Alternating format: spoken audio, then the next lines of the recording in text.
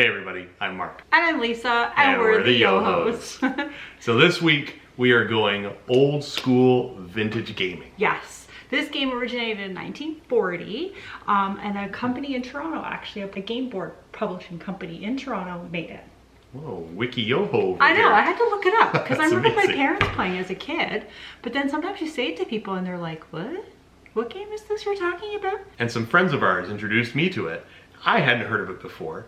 And just a really fun card game with a board and a playing surface, and we always use nickels, you could use tokens, you could use pennies, but... Let's be real, tokens and pennies.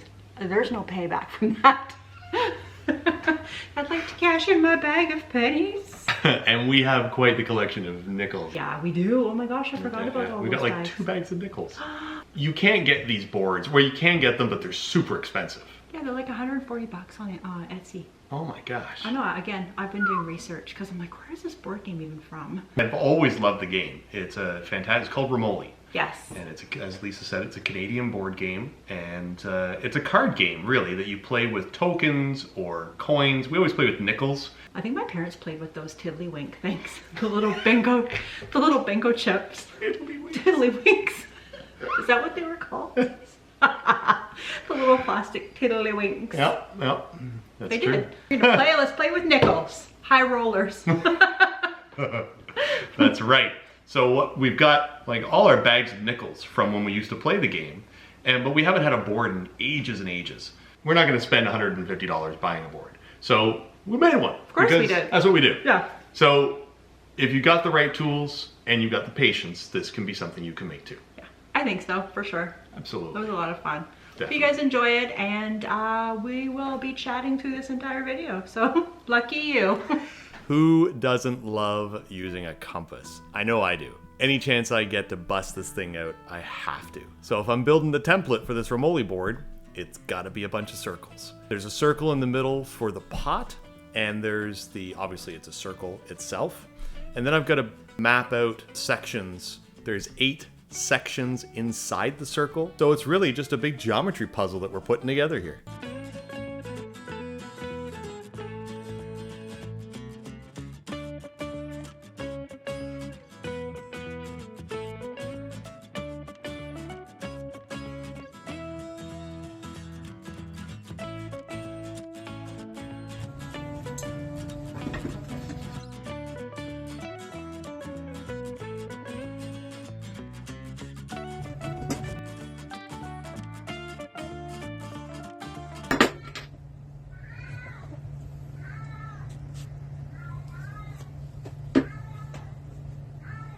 Dora.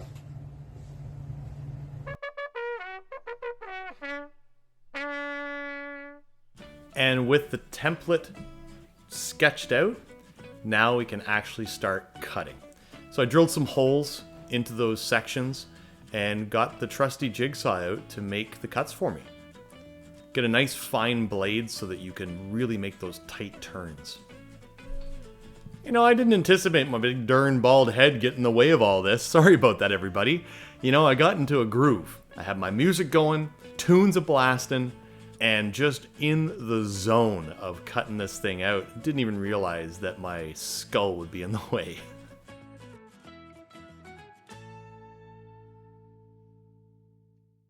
You guys, who doesn't love using recycled wood from another project? This was the wood that we got for Lisa's desk companion in the craft room. It had some leftover, and what a great idea to be able to use this for the Rummoli boards. Now, I don't have any kind of compressed air device that will get rid of the dust for me, so that's why you're going to see my mouth blowing the dust out of the way. It's just the only way I can get rid of it. I'm using a jigsaw so that I can get those tight circles cut with a lot of precision. And just like that, we've got our first circle done, and we're ready to start routering it out with the template. All right, you guys, this is it. Maiden voyage for the plunge router. Such an amazing tool, but wow, what a mess. Don't do this indoors unless you've got a really good dust collection system at your disposal.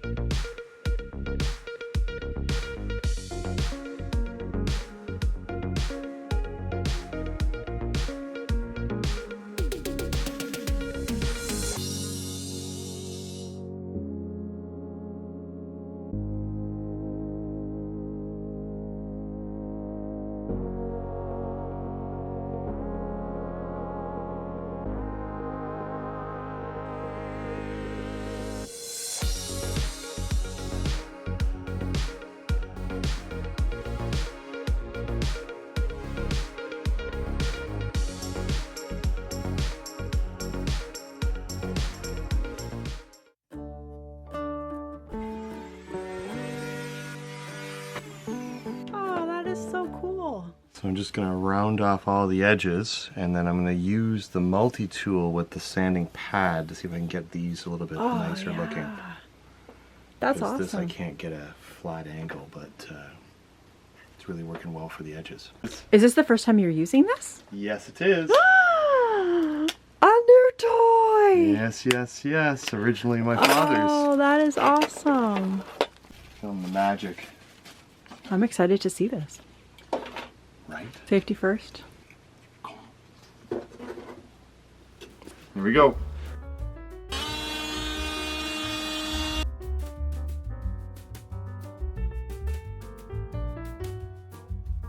Oh, it's so smooth!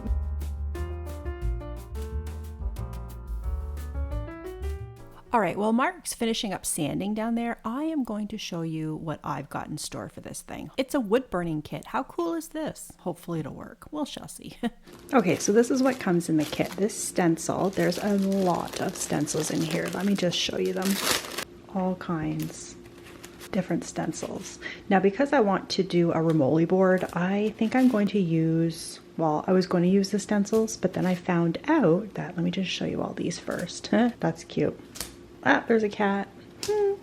So there's all kinds of them. This is carbon paper. Now I already have carbon paper, and this one kind of seems really messy. So I am just going to forget that because, yeah, mine are nice sheets that I can pull out. But if I didn't have carbon paper, this would be ideal. So essentially with the carbon paper, if you print it off of a computer, like a black and white print, you can put the carbon paper down and then put the paper over top and then trace it. So that is one option to get the pattern onto the wood before you burn it. Okay, now I'm going to put that away because I don't need it. These also came in the kit. This is not sponsored. I just got this for Christmas from my parents, so thanks, Mom and Dad. Yeah, these little wood pieces, I guess, to practice on or to make things on too, but I'm going to practice on them. All right, I also have these, and I think I'm going to use these because I don't know, I don't love my printing all the time, so this hopefully will do the trick. I have no idea what all of these tips are for, and maybe in time I'll figure it out. I don't know.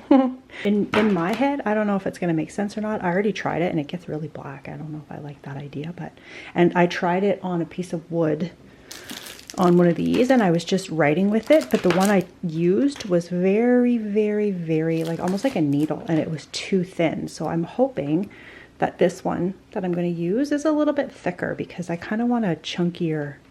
This would have taken forever. How's that? See, now they say to wear a mask, so I will be wearing a mask, and like an N95 one, I guess, for the fumes of the wood. I guess when you're burning just regular wood, it's probably not the greatest, but anything that's been maybe a bit treated at the factory, who knows, right? Anyways, might as well be safe than sorry. And these lovely little gems came in there too, and I don't know. I've not done it enough to know if I'm going to need them or not, so I'm assuming it's for hot. I don't really know. All right, let's just dig in here. I realized that this is going to be a very slow process with this burner. It takes a very long time and you have to go very slow. So anything you see that's a little quicker, I've sped that up quite a bit so you don't have to painstakingly watch every second of this.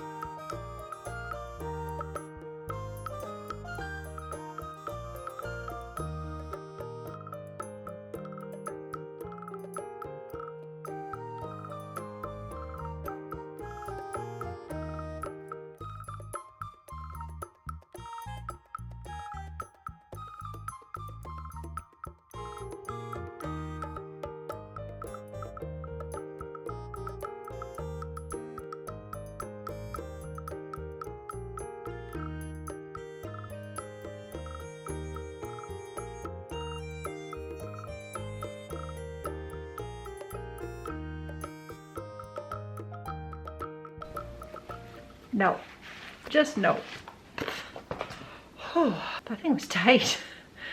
No, you guys have to see this. I do not like it one bit. I'm not happy with it. It looks like a I don't know, a 3-year-old did it, so. And nothing against 3-year-olds, but I don't think they should be burning wood either. But I want to show you what it looks like here. See what I mean? It just, the letters are wonky. I don't know, it just doesn't, they're not all the same sizing. The stencil wasn't working properly. I need to revisit this whole wood burning thing, and it's not going to be on this project. So pivot. I'm going to hop on my Cricut, do some lettering. That way I know it's all the same size and it just looks all the same, and you'll see what I do. Just give me a few minutes here. I gotta get my thoughts together and print out all these little label stencils for this thing. These things happen.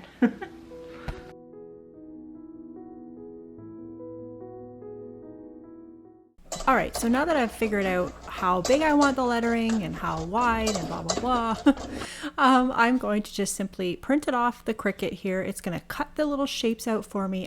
Anybody who doesn't have a Cricut machine, I don't know that this is the right time for a little tutorial on it. So I have a little more, less detailed stencils and cutouts on previous videos that I will link below. So let's just continue on, and if you need help with the Cricut, go back a little bit, and there's a few videos that you can definitely follow along a little easier than this one, I think.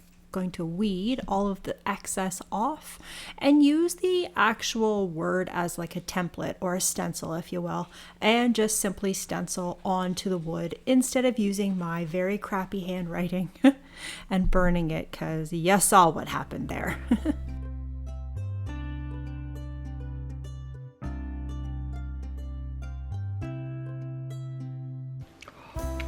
Oh, it worked. Yay. I knew I wanted the paint on here to be quite durable because it's going to be touched a lot with the nickels going in and out of the little compartments. So I decided on this Benjamin Moore. It is just a sample that they had given me a way back when I decided to do over our bar, make over our bar. I will link that video as well. It's a bit cringy because it's very old, but nonetheless, you get the idea. The sound's not the greatest, I'm going to warn you, but that was pre. That was a long time ago. Let's just moving on. What this does is it seals the letters, so the letter, it doesn't bleed underneath. What seals? The color, what I'm doing right now, I'm painting it the same color as the base. Oh, yeah. I forgot about that. That is genius. So I just did a couple of coats of craft paint for the red and the black lettering and the white as well. You really want to not be able to see through it. So I knew that this craft paint wasn't the most durable, but I know that I was going to put a finish on at the end, so it didn't really matter. It's like putting on cheapy nail polish and putting a really good top coat over top. You feel me? Anyways.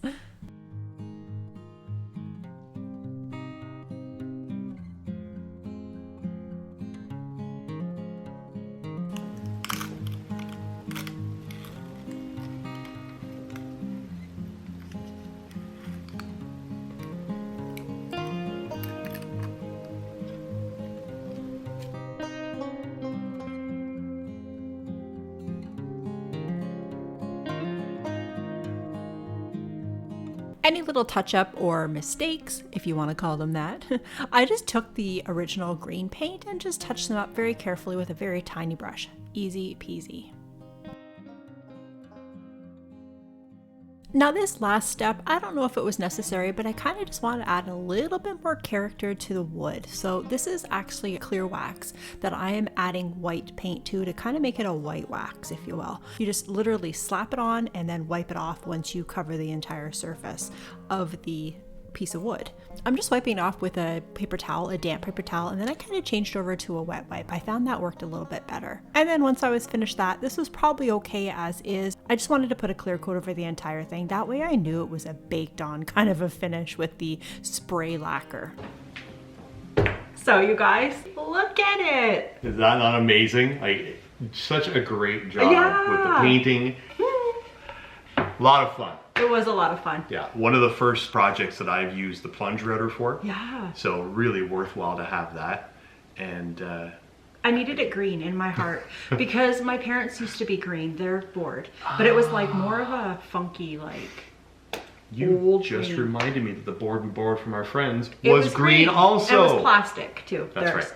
So, out with the plastic, in with the wood. Said nobody ever. I don't know. So, you're welcome, grandchildren. We made you a board game. That's right. We don't have grandchildren. I'm just saying for the Inheritance forthcoming. We made a family heirloom. Hey, let's not talk about hair, alright? Pardon me. Anyways, I hope you guys enjoyed. Thank you so much for watching. And please, do all the things. Like and subscribe. Turn on those little bells so you guys get notified every single time we upload a new video, which is usually Every Saturday morning. every Saturday morning.